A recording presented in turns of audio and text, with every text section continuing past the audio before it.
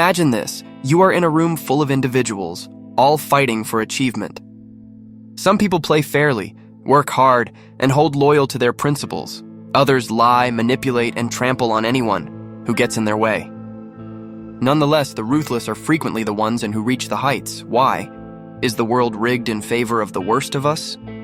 History, politics, and commerce are all full of examples of people who, despite their lack of morality, have risen to tremendous influence. The trend repeats itself, from brutal monarchs to cutthroat CEOs. However, this is not a coincidence. It is a component of human nature, firmly ingrained in our evolutionary psychology and social systems. In a world where resources are limited, competition is unavoidable. Those who hesitate, who want fairness at all costs, frequently fall behind. Meanwhile, those who are willing to exploit, lie, and dominate climb to fame. This brutal reality requires us to address a difficult question. Is morality a vulnerability in the game of power? The paradox is that, while the worst people frequently prosper in the short term, history is full of stories about their downfall. The question is not only why they are rising, but if their success will be sustainable. And more crucially, what does it mean for those of us who refuse to compromise our values? Nietzsche saw power as an indisputable force of life, not good or evil in and of itself, but simply a fact of existence. To understand why the worst people succeed, we must first examine the nature of power. To do so, we must go into one of Nietzsche's controversial concepts: master morality versus slave morality. Let's go deeper. Imagine two warriors standing on a battlefield. One is strong, determined, and brave. He takes what he wants, bends the universe to his will, and does not seek permission. The other is reluctant, waiting for external affirmation, seeking justice, and expecting that the world would recognize his virtue. Which of these two is most likely to survive? Who is more likely to rule? According to Friedrich Nietzsche, morality is not a universal reality, but rather the result of historical power struggles. He identified two main moral systems: master and slave morality. These are not abstract concepts. They explain why ruthless people frequently climb to power, while those who value kindness and fairness suffer. Master morality is the morality of the powerful, rulers, and conquerors. It is founded on principles such as strength, courage, ambition, and power. To the masters, what is excellent is what enhances their ability to rule, create, and impose their will on the world. They do not seek acceptance. Instead, they establish their own worth. They accept responsibility for their fate and do not regard weakness as something to be protected, but rather as something to be overcome. Slave morality, on the other hand, is the morality of the oppressed, those who lack the ability to directly impose their desires. Instead of highlighting power, it emphasizes humility, obedience, and selflessness. It teaches that suffering is virtuous, but power is fundamentally evil. Nietzsche saw this as a moral system developed by individuals who lacked the ability to dominate, a psychological adaptation that allowed them to exist in a world controlled by the powerful. To answer this, we must delve deeper into the psychology of people who rise to power, those who refuse to be victims of circumstance. Imagine a huge, untamed wilderness. In this world, survival is not determined by fairness or kindness. It comes down to strength, adaptability, and a desire to go to any length. The lion does not seek permission to hunt. The hurricane makes no apologies for its destruction. Nature does not reward morality. It rewards those who can endure and dominate. Human society is no different. Beneath our rules and social contracts, the basic struggle for survival continues. Those who climb to prominence frequently share a defining characteristic: ruthlessness. Not necessarily vicious, but rather the ability to act decisively and without hesitation. This was not an accident. It is an evolutionary adaptation, a process that has enabled individuals and empires to gain power in a world that does not wait for the fearful.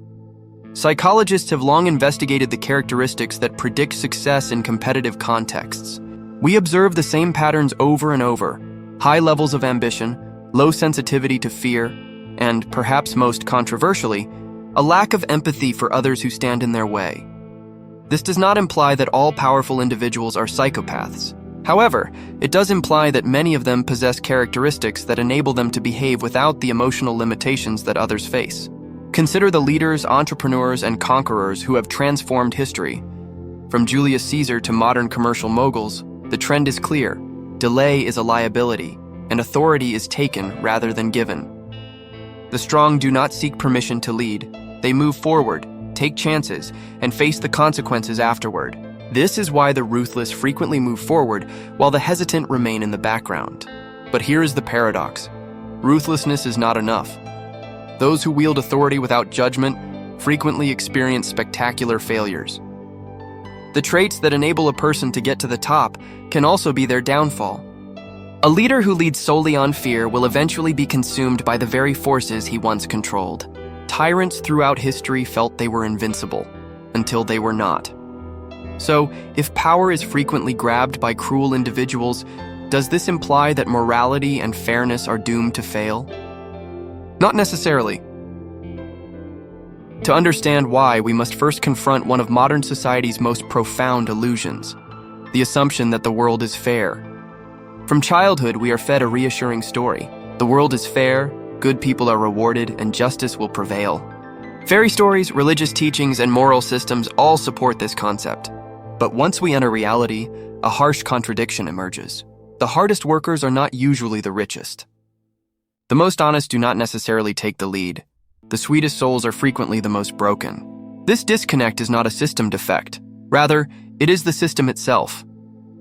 In many ways, the concept of fairness is a social construct, a narrative intended to maintain order rather than represent reality.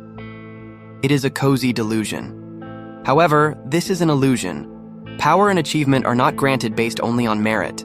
They are stolen, battled over, and frequently hoarded by those who know the game better than others. Psychological study has shown a phenomenon known as the just world fallacy, which is the belief that life is essentially fair and that everyone gets what they deserve. This notion is dangerous because it promotes passiveness. If we believe that virtue alone will result in success, we risk disregarding the realities of competition, strategy, and power. And while we wait for justice, others who do not share our illusions are already making progress. But does this indicate that morality is meaningless? Should we abandon all principles in the pursuit of power? Not exactly. The idea is to learn the game without being enslaved to it. Those who suffer the most are frequently those who assume that simply being nice is sufficient. Those who learn to strike a balance between integrity and strategic thinking, kindness and strength, are the ones who rewrite the rules. The reality is, fairness is not something we can expect. It is something we must develop. And this requires power. Nietzsche considered this battle an essential component of human existence. His response was not to succumb to the idea of fairness or to become mindlessly ruthless. Instead, he pointed to something higher, a means to overcome both weakness and cruelty. To understand this, we must look at one of his most revolutionary concepts, the Übermensch, the person who rises above morals, illusions, and constraints. If you haven't seen my deep dive on the Übermensch, I highly recommend watching it after this. It will give you a much clearer picture of how this idea ties into Nietzsche's vision of personal power. The link is in the description, and at the end of the video, picture standing on the edge of a great abyss. Behind you is the world as it is, complete with injustice, restrictions, and the suffocating weight of convention. Before you lies the unknown, a route only the brave dare to walk. Most will hesitate, paralyzed by fear and doubt. However, only a few will make the leap. These are the Übermensch, the people who rise above the crowd, carve their own path, and redefine power on their own terms. Friedrich Nietzsche's concept of the Übermensch, or Overman, is not about brute force or ruthless dominance. It is about self-overcoming. The Übermensch is someone who refuses to be a victim of circumstance, who questions enforced morals, and who creates their own future, rather than adhering to others' expectations. At the heart of the Übermensch is the desire for power. Unlike the passive morality of submission and guilt, the desire for power entails embracing one's deepest instincts to create, transform, and impose meaning on a meaningless universe. It is about self-discipline rather than control over others. While the weak are paralyzed by fear, the Übermensch marches on, free of cultural illusions. But here's the key. The Übermensch isn't vicious just to be harsh. Unlike tyrants and manipulators who take power out of fear, the Übermensch does not require affirmation. Their strength originates from within. They do not rely on fraud or authoritarianism because their power is self-generated and unaffected by external appreciation or temporary success. This is why the worst people can climb to power but never completely transcend. The ruthless engage in a temporary game, climbing by manipulation and force. But the Übermensch engages in an unending game, creating something bigger than themselves. They are creators, not takers. So how can we embody this? How can we navigate a world that encourages ruthlessness while refusing to be one of them? The key is to think of power as a tool rather than a weapon. The next step is to learn how to compete in a world that does not cater to the kind-hearted. Consider this. You're in a high-stakes game where the rules are created by those who want to win at all costs. You lose if you wait and believe that fairness will protect you. This is the reality for many in business, politics, and everyday life. The ruthless understand this. They take whatever they want. But does this mean you have to become like them to survive? Not necessarily. Most people make the mistake of believing that they have just two options: be ruthless or become a victim. But there is a third option, one that combines strategic thinking and ethics, allowing you to succeed without surrendering your spirit. Nietzsche's ideology was not about absolute power, it was about overcoming weakness while remaining real. The goal is to comprehend power without being enslaved to it. Here is how. One of people's major flaws is their assumption that life should be fair. It should not. It never was. The strongest competitors recognize this early on. They do not spend time complaining about injustice. They study the rules of the game and apply them to their advantage. This does not imply forsaking ethics. It entails acknowledging that power is neutral and that those who understand it wield it most effectively. Many people fail because they believe that kindness alone would lead to success. But power is rarely given. Rather, it is taken. That does not imply becoming harsh, but it does require knowing the psychology of people who wish to exploit you. Strategic empathy is reading individuals closely, detecting their motivations, and anticipating their actions. It enables you to manage deception without becoming deceptive yourself.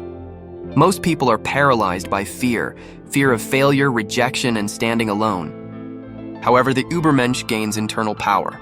This entails accepting discomfort, taking risks, and building your own path against opposition. The most successful people do not seek permission. Instead, they create chances where none previously existed. There is a distinction between thoughtless and controlled ruthlessness. The first is purposeless destruction. The second is the ability to make difficult decisions without hesitation. Sometimes, power necessitates leaving harmful relationships, making hard decisions, or addressing uncomfortable facts. This is not unkind, it is strength. The trick is understanding when and how to use it. The ruthless frequently ascend quickly, but they also fall violently. Why? Because their authority is based on exploitation, not creativity. The true Übermensch creates, whether it's a business, an idea, a movement, or a personal transformation. When you add value, you become indispensable. You do not need to manipulate since your power was earned, not stolen. So, can you succeed in a world that encourages ruthlessness? Absolutely. But only if you quit following the old rules.